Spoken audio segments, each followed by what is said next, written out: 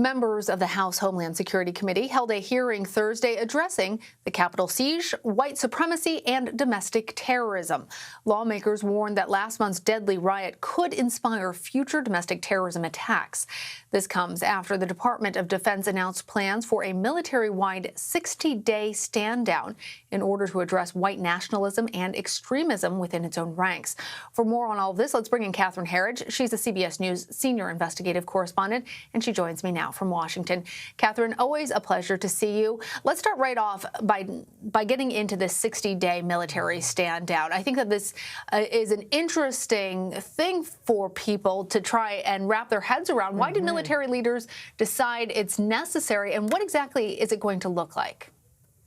Well, Lana, the Defense Secretary's press spokesman told reporters yesterday that really the wake-up call for all of this, in their view, was January 6th, because they found members of the military, veterans, and those who served in the reserves were alleged suspects in the riot on Capitol Hill. And based on our reporting here at CBS News and a review of military service records and court documents, at least 16 people who were arrested were veterans. 2 others served in the reserves. So the goal with this military stand down is really twofold. It's for the military leadership to communicate directly to the men and women who serve under them their expectations for behavior and how that relates to extremist ideology. And the second plank, which I think is just as important, is to be on what amounts to a listening tour and listen to the rank and file to understand the depth and breadth and the scope of this issue within the military. I think that it's important also to explain what stand down means in this context. What it means is that there will be a pause for services. It will be a staggered pause over a 60-day period so they can have that time to reflect and communicate with leadership, but it should not impact military preparedness. And Catherine, Homeland Security officials testified during this hearing. What did they say led to the Capitol attack?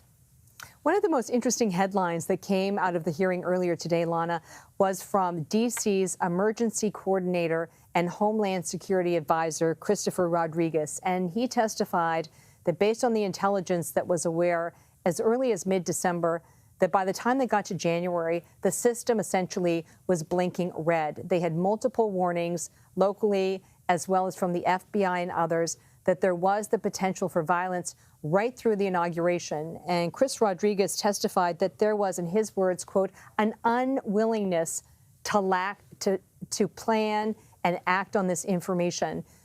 We don't know what he meant exactly with who was unwilling, but based on his testimony, it really begs more questions from Capitol Police and then also from the Pentagon, because here in Washington, D.C., the city is responsible for the streets around the Capitol, but it's the Capitol Police and the Sergeant-at-Arms in the House and the Senate who dictate how security will unfold for a big event like the 6th. And Catherine, you and I have discussed previously the growing threat of domestic extremism. And as you heard me mention, it seems like our security officials are even more concerned following that January 6th Capitol attack about more attacks. Are they also concerned that more people are becoming radicalized? How is that happening?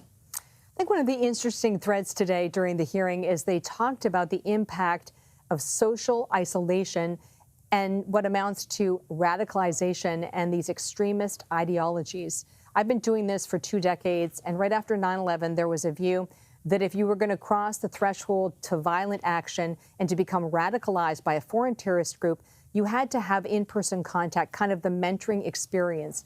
But then what we found out is that in the years after 9/11, when it became to Americans inside this country, they got radicalized through online messaging and these different chat groups where they have these radical messages reinforced. And when you think about it, and what we heard today is that it's almost exactly the same mechanisms that are in play with this very extreme ideology on the right. So QAnon, for example, one of the witnesses testified, really accelerated by the middle of last year, right at the height of the lockdowns when people were the most isolated.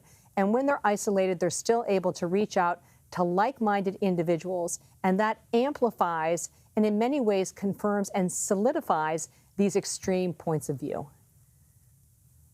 And then what happens, Catherine, when they're surrounded in this bubble of people, virtually at least, who are agreeing with them and not having other viewpoints permeating into that bubble, then to hear from elected officials like President Trump or Congresswoman Marjorie Taylor Greene, who's in the news right now about this issue, reinforcing things that are simply untrue.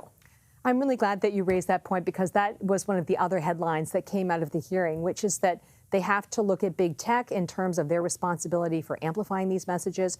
But they said, based on the data and the research, there was no question that when you have someone in a position of leadership, if it's an elected official like Congresswoman Greene or it's a former president of the United States, their words and messages really count with these individuals. So to have it come from someone who's in that position of power and authority really has sort of amplifying effect on the impact of these ideologies. And so big tech, also more responsibility by the people who are espousing these ideas. And there's not, I mean, as we heard today, there's not an easy solution.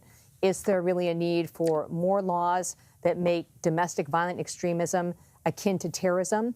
Or are we better off prosecuting the laws that are on the books? And there was an even split among the witnesses as the best way forward. Oh, that was exactly what I was going to ask you, Catherine, because we hear about these problems, but problems by themselves mean nothing if there's no solutions. It sounds like the hearing didn't really lead that next step forward to what we should be doing about this. Was there anything else that came out besides just this, we're not quite sure, a division about philosophies, about possible next steps? Well, there's a real debate over what the next step forward is going to be, and I would sort of couch that in terms of the fact that the top intelligence official, the director of national intelligence, has been tasked by the new administration to do a comprehensive look at domestic violent extremism inside the United States, so right across the political spectrum. There was a lot of discussion today about what they call counter messaging. So what messages can we have as the U.S. government and the American people to beat back misinformation and these other ideas? And I would just share an anecdote from my own experience dealing with someone who was in the defense ministry in Lithuania. And this is a country which is constantly under a barrage of Soviet disinformation and misinformation. I asked them, what is your counter messaging? How do you deal with that? And they said, we don't focus on counter messaging. We focus on educating our citizens so that they know our history, they know what we stand for and our principles. And that is really the best defense when it comes to this extremist view. So interesting, Catherine, to look at the lessons that, in this case, other countries are providing to us, especially when so many of us thought that what we saw on January 6th is antithetical to the very core of American democracy. All right, Catherine, thank you. You're welcome.